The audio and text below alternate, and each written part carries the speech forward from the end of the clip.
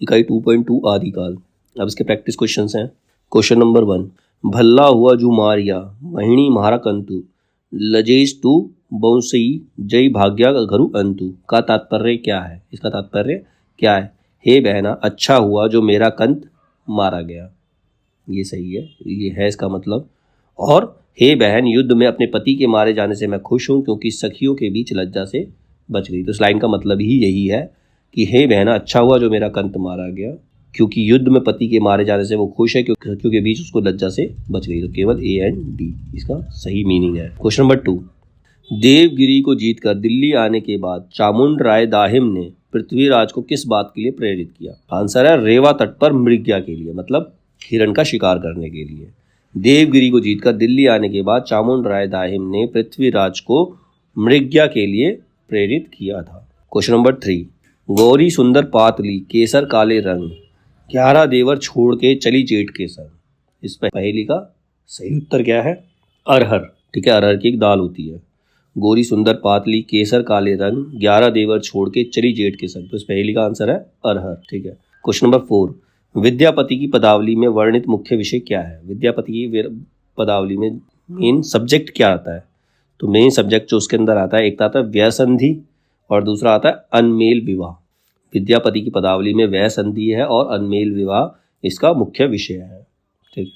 Question number 5, पौन चलत वह दे बढ़ावे जल पीवत वह जीव गवावे और वह सुंदर नार नार नहीं पर वह है नार। इस पहेली का सही उत्तर क्या है? आग। क्या बोला? पौन चलत दे बढ़ावे, हवा चलती तो आग बढ़ती है। ठीक है। जल पीवत वह जीव गवावे, पानी डालो तो मर जाती है आग। ठीक है वह प्यारी सुंदर नार नार नहीं पर वह है नार। तो इसका आंसर है आग। ठीक है।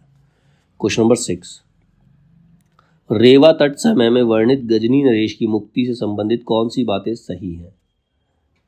गजनी नरेश के अमीरों ने दंड स्वरूप हाथी घोड़े और मणि माणिक्य देकर गौरी को बंदी गृह से मुक्त कराया। ये सही है। सुलह और शांति स्थापित करके पृथ्वीराज ने गजनी नरेश को ससम्मान उसके घर भेजा। ये सही है, मतलब 2 सही है इसके, ए और सी। ठीक है। क्वेश्चन नंबर 7, रेवा तट समय के साथ पृथ्वीराज रासों के वे सारे छंद जिन्हें चंद बरदई ने कविता की संज्ञा दी है, वे छंद ग्रंथों में दिए हुए कवित के लक्षणों से नहीं मिलते। तो कवित संज्ञक वे छंद हैं कौन से? छप्पई छंद है। कौन से छंद है? छप्पई छंद है वो। क्वेश्चन नंबर 8, हिंदी साहित्य का इतिहास के आदिकाल के प्रारंभिक 4 प्रकरणों का सही अनुक्रम क्या है? तो सीक्वेंस सही क्या है? सबसे पहले सामान्य परिचय, फिर अपभ्रंश काव्य, देश भाषा काव्य, फिर फुटकल रचनाएं। सबसे पहले क्या है? सबसे पहले सामान्य परिचय, फिर अपभ्रंश काव्य, फिर देश भाषा काव्य और उसके बाद फुटकल रचनाएं, यानी कि BADC। क्वेश्चन नंबर 9, देसिल बैना सब जना मिठा ते तैसन जम्पियो अवहट्ठा। ये किसने कहा? विद्यापति ने कहा। किसने कहा? विद्यापति ने। सिद्धों और नागपंथी योगियों के चिंतन का विवेचन करते हुए ये किसने कहा था कि उनकी रचनाओं का जीवन की स्वाभाविक सारणियों, अनुभूतियों और दशाओं से कोई संबंध नहीं था? तो ऐसा आचार्य रामचंद्र शुक्ल ने कहा था। क्वेश्चन नंबर 11, रामचंद्र शुक्ल ने आदिकाल के अपभ्रंश काव्य शीर्षक प्रकरण में निम्न कवियों का उल्लेख किया है। कौन कौन से कवियों का उल्लेख किया है? देवसेन, सोमप्रभ सूरी और विद्याधर। 3 कवियों का उल्लेख किया उन्होंने, देवसेन, सोमप्रभ सूरी और विद्याधर।